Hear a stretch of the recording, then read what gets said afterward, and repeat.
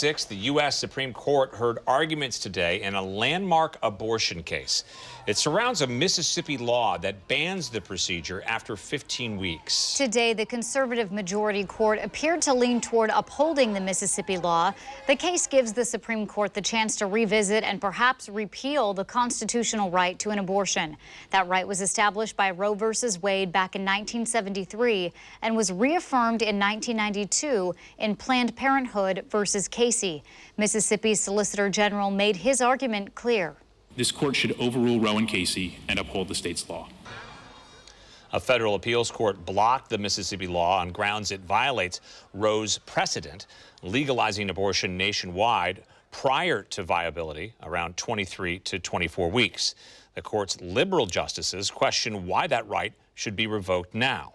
15 justices over 50 years have, or I should say 30 since Casey, have reaffirmed that basic viability line. A decision in the Mississippi case is expected sometime next spring. With Roe v. Wade once again up in the air, many are wondering what this could mean for Oregon. And Fox 12's KANDRA is live tonight with that answer. KANDRA? Yeah, that's right, Pete. And Oregon does not restrict abortion. So even if Roe v. Wade was overturned, people would still be able to come to abortion clinics like this Planned Parenthood in Northeast Portland to get an abortion. But these clinics could become busier with the anticipation that more people might travel to Portland if they can't get an abortion back home. There are no restrictions in Oregon when it comes to having an abortion, but local clinics and abortion rights advocates say, make no mistake, if Roe v. Wade is overturned, there will be consequences right here. We are really focused on making sure that we can provide the services that will be needed in eastern Oregon and rural Oregon should Idaho go dark. Idaho has what's called a trigger law, meaning if Roe v. Wade is overturned, nearly all abortions would be banned in the state. Anne Udall, the president and CEO of Planned Parenthood Columbia Willamette, says that will bring more Idaho women into Oregon and Washington to have abortions.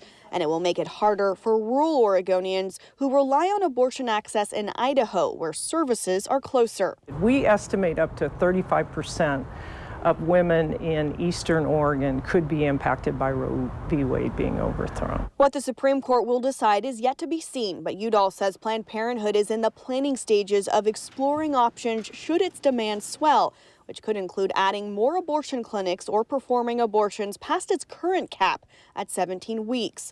While Planned Parenthood advocates are on edge. A full frontal assault on our abilities to control our bodies and, to be really frank, be able to self-determine our lives. Oregon Right to Life believes long overdue justice might be around the corner. Feeling excitement for sure. It was well stated this morning that our abortion laws are stuck in the 70s. Lois Anderson is the executive director of the anti-abortion nonprofit.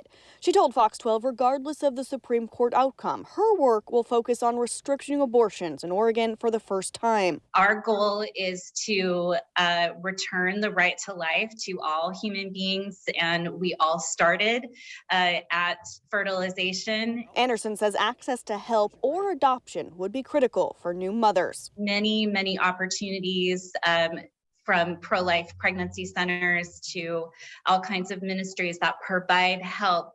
Most of the time it's completely free. And Planned Parenthood says it performs 75% of the abortions in Oregon at 3 clinics, including this one here in Northeast Portland. They say that most people who do get abortions do it within the first trimester. Reporting live tonight, KANDRA, Fox 12 Oregon.